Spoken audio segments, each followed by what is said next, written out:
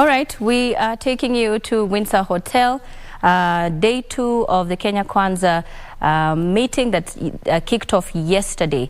And we will be joined by our team that is on the ground covering that particular story. Let's take a look.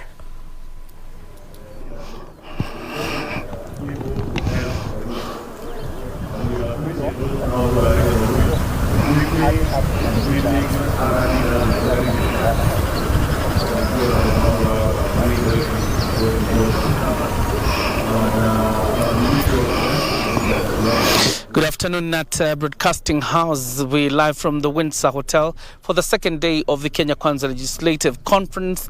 There's so much that has been on the card, and the conference concludes in about 30 minutes. They're upcoming, and probably we'll get again to have a review of what they have discussed for the last 2 days. But something quite interesting, or some things that are quite interesting coming up from their meeting with the president yesterday night, and some of the things they discussed. But let me bring in the Member of Parliament for Nandi Hills, Bernard Kitur, to probably share just a little bit with us about the conversation and the discussions this afternoon.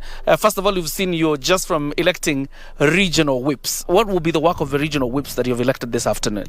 Thank you very much. As indicated, this has been housekeeping. I think we've been reviewing the last few months that we've been in Parliament, the achievements that we've been able to achieve and the challenges we've been able to go through. And I think our captain, that is the President, and the Deputy President had come to commend us on the same and to listen to any challenges that we've had. So to go to the question that you've asked, today we've been selecting the regional whips. Basically, we want to have our participation in Parliament at the very topmost. This has never happened before.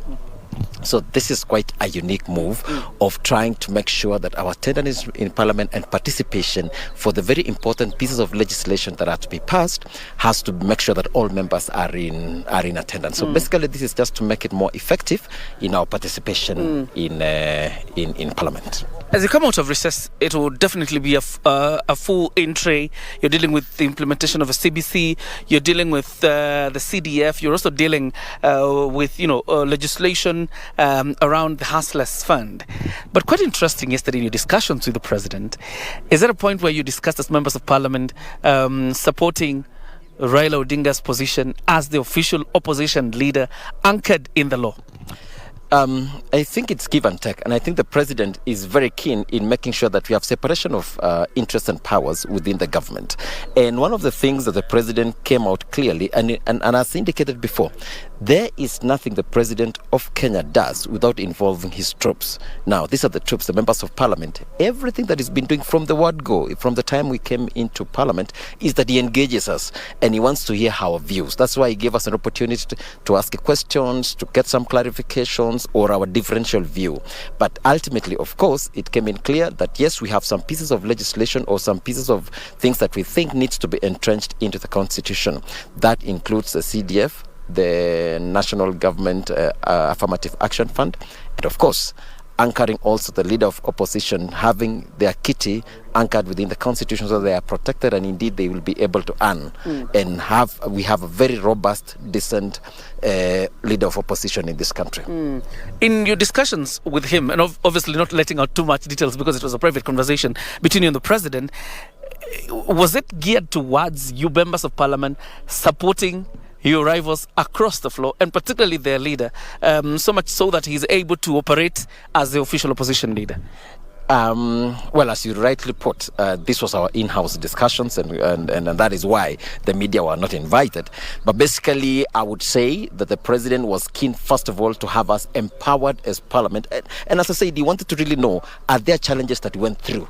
Are there things that he can be able to improve himself? That is the kind of president that we have in this country. It has never happened before that we have a president that, first of all, in the morning we have the Deputy President who came in.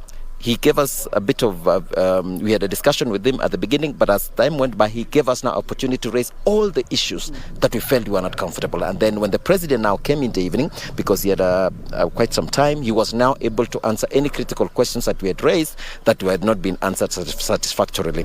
And of course, I still want to insist that our support for to have a proper leader of opposition is because the president feels that his government needs a proper check. And you cannot be able to have somebody checking on you when they have challenges, basic challenges like transport, like an office that operates a well-equipped office. And that's one of the things he was appealing to us, that it's important to have a very robust opposition, and therefore we need to facilitate him.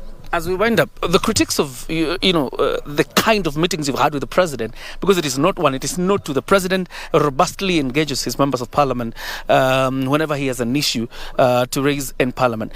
Critics of this move say it makes parliament an appendage of the executive, or it's what you would call a parliamentary capture by the executive.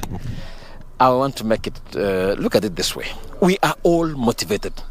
The president comes here, does not dictate. He just explains to us, members of parliament, these are the things that I want to do. These are the pieces of legislation. If you pass this is how Kenyans are going to benefit. So we all buy into it. If you have a differential view, by the way, President William Ruto allows you to raise your hand and you tell Mr. President, I have a different view. And he will listen.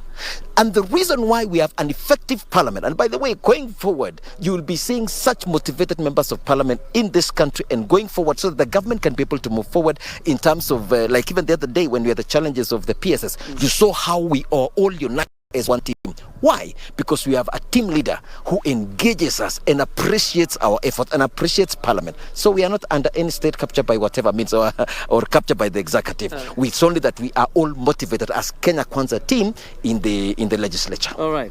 In about 30 minutes or so, the meeting inside here concludes and members of parliament will be exiting, of course, to continue with their recess. And then obviously we'll be able to know much of what they have been able to discuss for the last 2 days as they continue to their recess to resume into parliament in February. But there's a special sitting this coming Thursday, and some of these issues again will also crop up in their special sitting. For now, let me hand you back to Broadcasting House. When we come back again later, the resolutions of this meeting that is about to conclude inside here. Thank you.